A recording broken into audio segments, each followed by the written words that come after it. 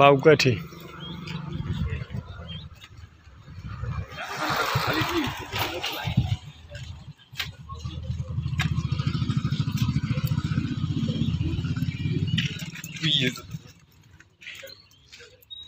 বাউকাঠি সরকারি প্রাথমিক বিদ্যালয় আর আছে মাধ্যমিক বিদ্যালয়।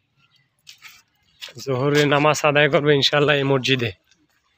নামাজ শুরু হয়ে গেছে অলরেডি, 1:30 বাজে। বিসমিল্লাহ। হ্যাঁ, এই মসজিদে উজুখানা মনে হয়, ভিতরে উজুখানা বাম সাইডে দেখেন।